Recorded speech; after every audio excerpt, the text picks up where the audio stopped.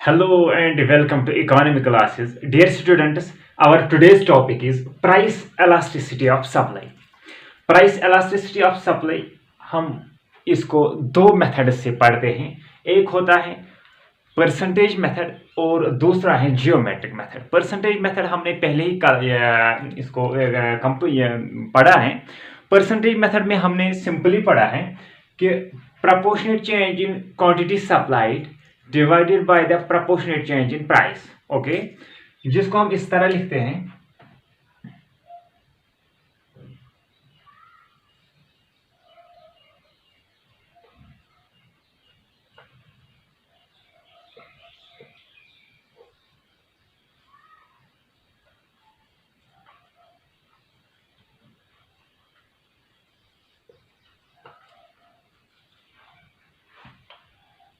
Elasticity of supply हम percentage method से भी सॉल्व करते हैं और जियोमेट्रिक मेथड से भी सॉल्व करते हैं. परसेंटेज मेथड में हम यही देखते हैं, ये जो एलास्टिसिटी ऑफ सप्लाई है, प्राइस एलास्टिसिटी ऑफ सप्लाई, हम देखते हैं कि कितना परसेंटेज प्राइस में चेंज आया और प्राइस चेंज होने की वजह से ये जो इन्फ्लुएंस पड़ता है, जब प्राइस चेंज होता है इन्फ्लुएंस पड़ता है कितना ये जो क्वांटिटी सप्लाई में चेंज आया है. रीजन क्या होता है? प्राइस चेंज होना. एलास्टिसिटी ऑफ सप्लाई हम परसेंटेज मेथड में देखते हैं proportional change in quantity supplied. Quantity supply में कितना चेंज आया है divided by the proportional change in price. और या हम इस तरह भी लिखते हैं delta Q divided by delta P into P divided by Q. हमारा फॉर्मूला अल्टीमेट बनता है लास्ट में. ओके, डेल्टा हम यहां पर एक कंसिडर करते हैं delta Q change of quantity supplied divided by delta means change in economics. what जहां पर भी आप देखोगे delta, you can consider that means change. delta means change in quantity supplied divided by change in price into price divided by quantity. price means original price और original quantity. ये change कितना हुआ quantity में और change कितना हुआ price में, ये हमने पहले ही इससे पहले क्लास में पढ़ा है. ये जो परसेंटेज मेथड हमने पढ़ा है. लेकिन आज हमको क्या पढ़ना है? आज पढ़ना है हमारा ये जो जियोमेट्रिक मेथड. प्रोपोर्शनेट मेथड और परसेंटेज मेथड में हमने क्या पढ़ा है? Proportionate change in quantity supplied और percentage change in quantity supplied divided by percentage change in और proportionate change in price. Okay, लेकिन ये जो जियोमेट्रिक मेथड है हमारा दूसरा मेथड यहां पर है. अगर कोई आज के टॉपिक से देखना शुरू करता है, प्लीज मैं उसको कहता हूं कि आप पिछले क्लासों में पहले जाइए जहां पर हमने ये जो परसेंटेज मेथड पढ़ा है. जियोमेट्रिक मेथड में हम क्या पढ़ते हैं? Price elasticity of demand. जो दूसरा इसका ये जो मेथड है geometric method. elasticity of supply is determined by the starting point and shape of supply करो. यहां पर हम ये जो elasticity of supply कंसिडर करते हैं, किस तरह देखते हैं? सप्लाई का ये जो कर्व होता है उसी के हिसाब से हम यहां पर कंसिडर करते हैं. Either elasticity is equal to 1 और elasticity is more than 1 और elasticity is less than 1 और elasticity is equal to 0 और elasticity is equal to infinity. Okay, यहां पर हम कंसिडर करते हैं elasticity of supply is determined by the starting point of what? Starting point of supply curve and shape of supply curve. ये जो supply curve हम देखते हैं इसी के मुताबिक हम बताते हैं either elasticity is more or less or equal to. Okay, हमारा पहला ये जो पॉइंट यहां पर है, पहला ग्राफ है यहां पर, हम यहां पर हमेशा नीचे की तरफ एक्स एक्सिस लेते हैं क्वांटिटी सप्लाइड और वाई एक्सिस की तरह हम यहां पर प्राइस लेते हैं. यहां पर प्राइस और यहां पर quantity supplied. Okay, price change होने की वजह से क्वांटिटी सप्लाई में कितना चेंज आया है पहले हम देखेंगे. elasticity of supply is equal to 1. जब elasticity of supply equal to 1 होता है उस वक्त किस तरह ग्राफ बनता है हमारा? हम यहां पर मान लेंगे this is the X axis and this is the Y axis. Okay, this is the origin. जब हम ओरिजिन से स्टार्ट करते हैं यहां की तरफ हम सप्लाई कर्व ये मानते हैं. ओके, यहां पर क्या लिया हमने? प्राइस वाई एक्सिस की तरफ और एक्स एक्सिस की तरफ हमने ले लिया है quantity supplied.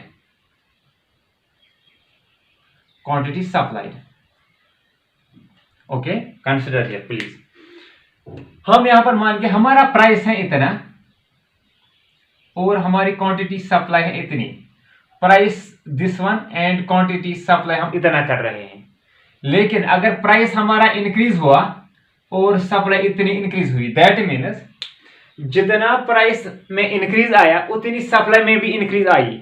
That means same increase हुआ प्राइस में और क्वांटिटी सप्लाई में भी सेम इंक्रीज आया, उसको क्या कहते हैं हम, elasticity of supply is equal to 1। That means जितनी चेंज प्राइस में आई है उतनी चेंज हमारी क्वांटिटी सप्लाई में भी आई है। That means elasticity is equal to 1, neither greater nor less than. Why? Original price है इतना, ओरिजिनल क्वांटिटी है इतना अमाउंट प्राइस में इंक्रीज हुआ और सेम चेंज आया है क्वांटिटी सप्लाई में। That means elasticity is equal to 1। That means जितना प्राइस में चेंज आया, इंक्रीज हुआ या डिक्रीज हुआ, उतनी क्वांटिटी सप्लाई में भी चेंज आया, आइदर इंक्रीज और decrease. Okay, this means elasticity is equal to 1. Another point, this is the second. Another point, elasticity is greater than 1. जब प्राइस में चेंज आया लेकिन उससे ज्यादा चेंज किस में आई, सप्लाई में। प्राइस ये जो 5% चेंज आई है किस में, प्राइस में, लेकिन 10% चेंज आई किस में, क्वांटिटी सप्लाई में। हम यहां पर देखते हैं इस तरह, ये हम ओरिजिनल प्राइस मानते हैं और ये हम original quantity, this is the price and this is the quantity supplied. Okay, यहां पर क्या देखना है, elasticity is greater than 1। Price में इतना चेंज आया और क्वांटिटी सप्लाई में इतनी चेंज आई। प्राइस में थोड़ा चेंज आया, प्राइस थोड़ा चेंज होने से आइदर प्राइस इंक्रीज हुआ और उससे ज्यादा चेंज आई क्वांटिटी सप्लाई में। फॉर एग्जांपल 5 रुपया इंक्रीज हो गया प्राइस में, लेकिन ये जो उतनी ही क्वांटिटी या उतनी ही या जो सप्लाई में भी चेंज आनी चाहिए, लेकिन सप्लाई में चेंज मोर देन आया। 5% किस में इंक्रीज हो गया, 5% आप मान लीजिए 5% इंक्रीज हो गया प्राइस में, और ये जो क्वांटिटी सप्लाई में अगर उसमें भी 5% इंक्रीज होते तो उसको क्या कहते हैं हम, इलास्टिसिटी इज इक्वल टू 1। लेकिन जब प्राइस चेंज हुआ 5% और 7%, 8% या 10%, 5% से ज्यादा चेंज आया है क्वांटिटी सप्लाई में, हम कहते हैं elasticity is greater than 1। Okay, और this means elasticity is equal to is greater than 1। हाँ, अब देखना है इलास्टिसिटी इज लेस देन 1। हमारा ओरिजिनल प्राइस है इतना, हमारी ओरिजिनल क्वांटिटी है इतनी, प्राइस एंड क्वांटिटी। ओके, लेकिन प्राइस में इतना चेंज आया और क्वांटिटी सप्लाई में थोड़ी चेंज आई। That means elasticity is less than 1। Original price है इतना, OP, and original quantity OQ. Okay, quantity supply जो कर रहे हैं, प्राइस में 5%, ये जो 10% इंक्रीज आ गया, और लेकिन ये जो क्वांटिटी सप्लाई में 10% इंक्रीज नहीं हुआ, 11% इंक्रीज नहीं हुआ, बल्कि 7% ही इंक्रीज हुआ। That means price increase more than what, then supply. That means elasticity is less than 1। That means जितनी होनी चाहिए, अगर यहां पर प्राइस भी सेम इंक्रीज हुआ, क्वांटिटी सप्लाई में भी सेम इंक्रीज हुआ, क्या हुआ, elasticity is equal to 1। Price में थोड़ा चेंज आया लेकिन क्वांटिटी सप्लाई में ज्यादा चेंज आई, that means elasticity is greater than 1। That means ये जो इलास्टिसिटी ऑफ सप्लाई है वो ज्यादा चेंज हो गई as compare to price. Elasticity is less than 1। That means price में इंक्रीज आया 10% और ये जो क्वांटिटी सप्लाई में 10% इंक्रीज नहीं हुआ, 11% इंक्रीज नहीं हुआ, बल्कि 7% ही इंक्रीज हो गया। दैट मीन्स प्राइस में ज्यादा इंक्रीज हुआ और ये जो क्वांटिटी सप्लाई में भी इंक्रीज हुआ, लेकिन less than 10%। Okay, that means elasticity is less than 1। Price में चेंज आ गया, प्राइस में इतना अमाउंट चेंज आ गया, लेकिन उससे कम चेंज आई है क्वांटिटी सप्लाई में, वो हो गया elasticity is less than 1। Okay, now elasticity is equal to 0। यहां पर y एक्सिस की तरह हम क्या लेते हैं, प्राइस, x एक्सिस की तरह हम लेते हैं क्वांटिटी सप्लाइड। हमारा ओरिजिनल प्राइस है इतना, ओरिजिनल क्वांटिटी है इतनी, this is the P, this is the Q। Okay, price में इंक्रीज आ गया लेकिन क्वांटिटी सप्लाई सेम रह गई, प्राइस में डिक्रीज आ गया, क्वांटिटी सप्लाई सेम रह गई, that means elasticity is equal to zero. ये जो क्वांटिटी सप्लाई है में उसमें कोई चेंज ज्यादा नहीं आया।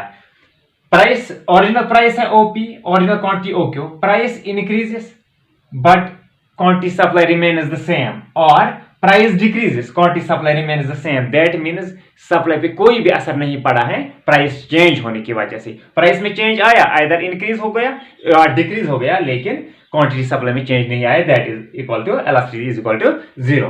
अब elasticity is equal to infinity. Okay, यहां पर क्या लेते हैं हम, प्राइस, और यहां पर quantity supplied. Okay dear students, यहां पर elasticity is equal to infinity. Price इतना है, ओरिजिनल प्राइस, क्वांटिटी इतनी, OP is the price, OQ is the quantity supplied.